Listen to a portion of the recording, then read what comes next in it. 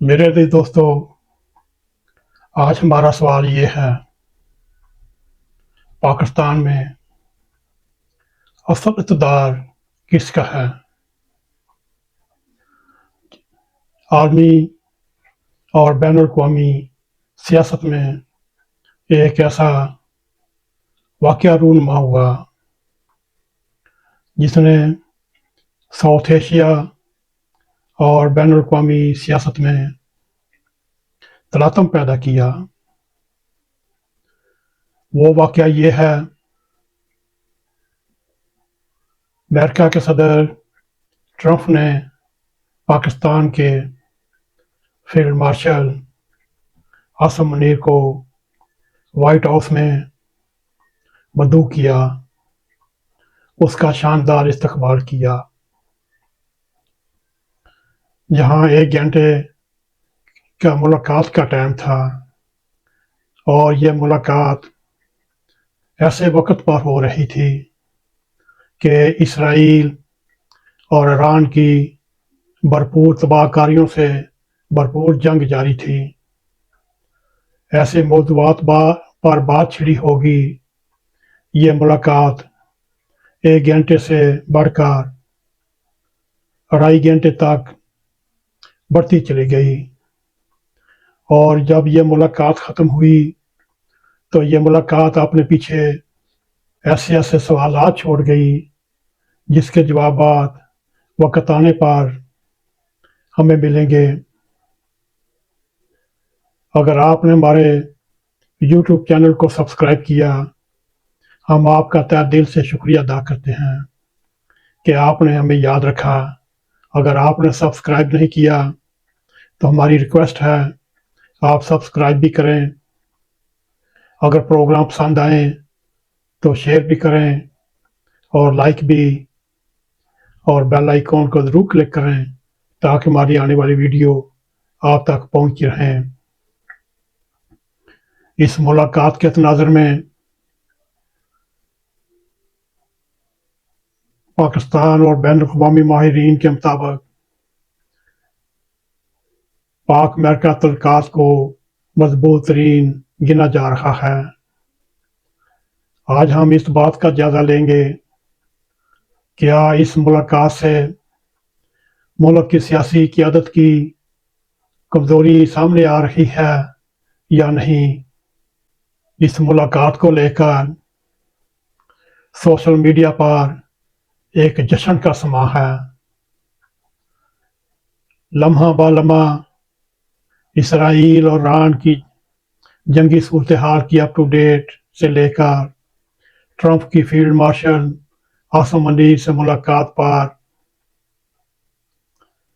دور دور کی کوڑیاں لانے والے طرح طرح کے راز و نیاز افشا کیے جا رہے ہیں۔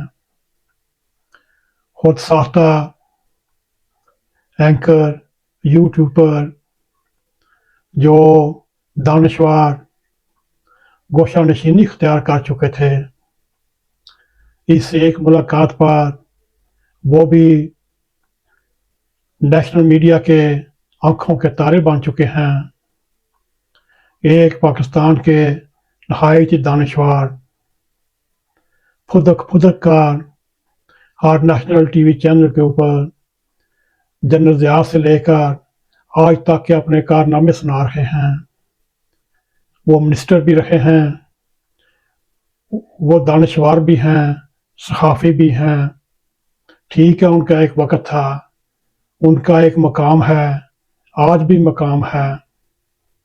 وہ کچھ عرصہ سے گوشہ نشینی اختیار کر چکے تھے، اپنی جس سیاسی پارٹیوں میں تھے ان کے ساتھ بے وفائی کرتے ہوئے ہر نئی پارٹی میں شامل ہونے کے لیے تگ و دو کر رہے تھے۔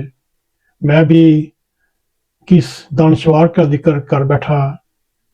آئیے چلتے ہیں، یہ باتیں بھی ساتھ چلتے چلتے ہوتی رہیں گی۔ اس وقت ایران اور اسرائیل میں جاری جنگ یہاں شدت اختیار کرتی جا رہی ہے۔ وہاں فیلڈ مارشل اور صدر ٹرمپ کی ملاقات کے بعد جہاں وہ 1 ہفتے میں یہ اعلان کرنے والا تھا امریکہ اس جنگ کا حصہ بنے گا یا نہیں بنے گا۔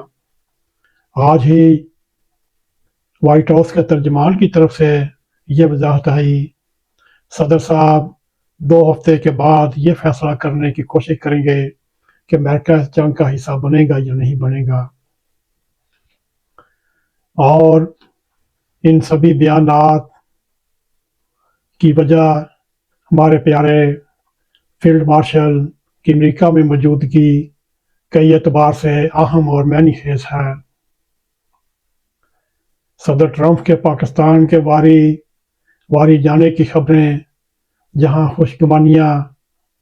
خوشیاں پاکستانی عوام اپنے سامنے رکھتے ہوئے خوشگوانی کا باعث بنے ہوئے ہیں، وہاں یہ بھی دھڑکا لگا رہتا ہے۔ امریکہ سے خبر کم ہی خیر کی آتی ہے۔ تاریخ گواہ ہے، ہمارے سبھی سربراہ مملکت محسوس حالات میں امریکہ کا دورہ کرتے ہیں اور اپنے دورے کو کامیاب سفارتی فتح قرار دیتے ہوئے پاک امریکہ تعلقات کو مثالی ثابت کرنے کے لیے کیسے جتن اور ہیلے بہانے کرتے رہتے ہیں، مگر اس کے باوجود وہ عملی طور پر خالی ہاتھ ہی رہتے ہیں۔ میرے عزیز دوستو،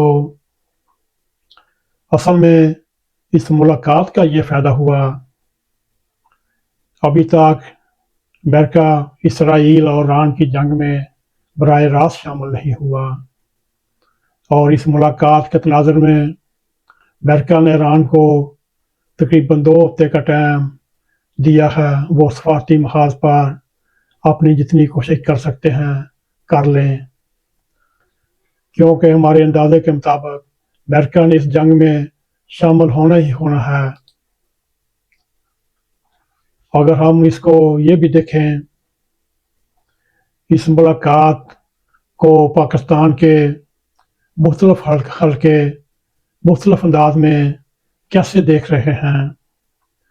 مختلف ماہرین کچھ ایسے اس انداز سے دیکھ رہے ہیں، اس کو ایک غیر معمولی واقعہ قرار دے رہے ہیں، اور یہ ملاقات پاکستان اور امریکہ کے تعلقات کو مضبوط کرے گی، جبکہ کچھ حلقے یہ مان رہے ہیں یہ بلا شبہ ایک غیر معمولی بات ہے، کیونکہ پاکستان کی 78 سال کی تاریخ میں پہلی بار کسی آرمی چیف کو انفرادی حیثیت سے وائٹ ہاؤس میں بلایا گیا، اس کا شاندار استقبال کیا گیا اور اس کے ساتھ 1 to 1 ملاقاتیں کی گئیں بغیر کسی صحافیوں نامنگاروں کے۔